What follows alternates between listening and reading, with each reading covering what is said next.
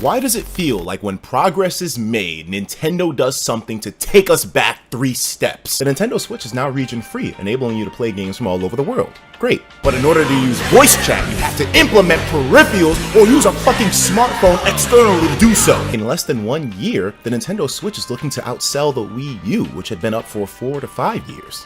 That's pretty impressive. Yet they promised they knew that the SNES Classic stock would be a problem with scalpers, and we still have the same issue now, if not worse. Nintendo is embracing both esports and content creators with the inclusion of a share button on the Switch, which has snapshot functionality and video recording as well in the future, and they even have a Nintendo Versus program running on Twitter. On top of that, a creator program which enables people to earn revenue off of sharing and playing Nintendo games on the YouTube or live stream. Except that live streaming has apparently been banned for anybody who's inside of the Nintendo Creators Program, but it has a share button. Nintendo just doesn't seem to realize the benefits of having other people share their first-party content. And the Creators Program is a whole nother Pandora's box, because it's bad enough that people who are in the program are 1, giving a huge part of their revenue to Nintendo, and 2, not getting paid jack squat. Check this out right now. We just got an email from Nintendo. We got paid an entire penny. Oh my god. An entire 1 cent.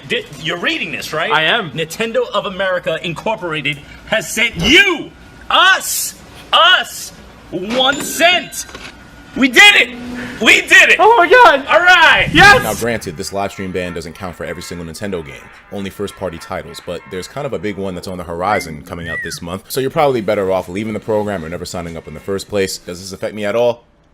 Hell no. Thank God it doesn't. Broadband, by the way, shout outs to them. They got my back. I don't have to worry about any problems with Nintendo revenue or anything thanks to them. But if the day ever does come that they decide to drop me or something just goes south, I'll be fucked in exactly the same way. We presented the content creators generate sales argument so many times over, so I would like to present a new one. Think of live streaming Nintendo similar to inviting friends over to play a video game with you. Except when your friends are physically there, they can play the game at your house and not have to worry about buying a copy for their own. But when you're watching somebody live stream it, you don't have that opportunity. So wouldn't that influence you more to buy the game in choice? Every time someone streams, just look at it as them having 10,000 people over, but the only thing that they can do is just watch. The fact that some branches of Nintendo have not understood up till now how much this promotes sales is mind-boggling to me, especially in a time where I feel like they would want more sales and want people who are maybe not so much on Nintendo gaming to be influenced enough to actually go out there and purchase themselves a Switch. Sharing through live stream is one of the easiest ways to do that. In terms of reasoning for banning first-party games being streamed by their own content creators in their program,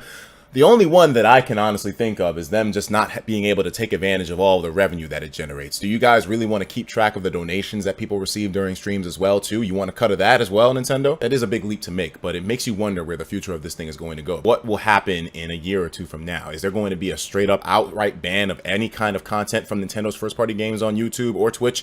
It's ridiculous to think this. But wait, there's more. More L's for Nintendo to catch. FIFA and NBA 2K, my boys.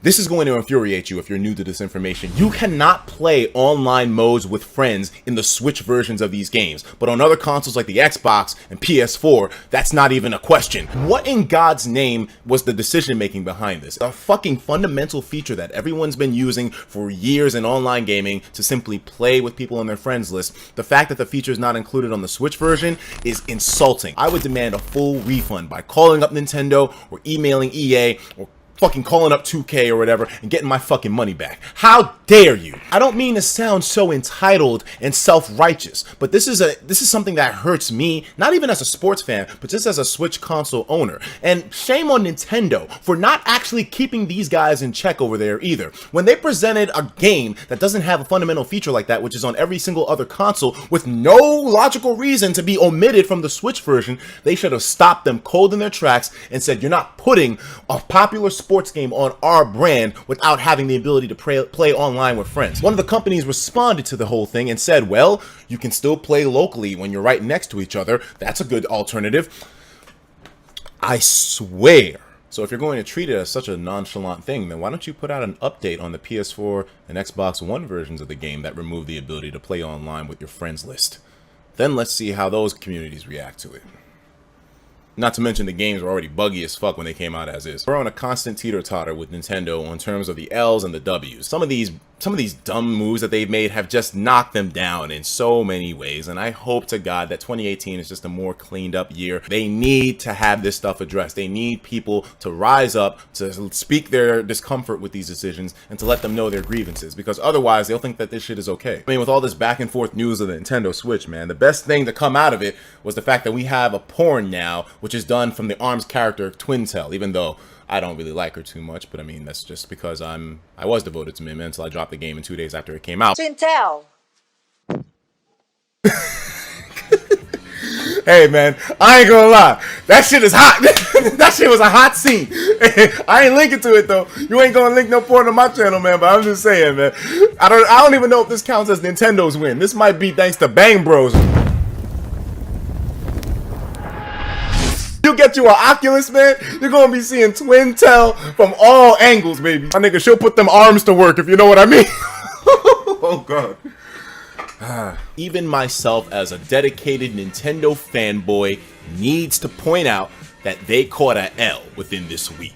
100%. Thank God they're at least doing a couple of things right, so it doesn't completely put them in the fucking X zone. I'm still a little shocked at the stuff that they managed to fuck up.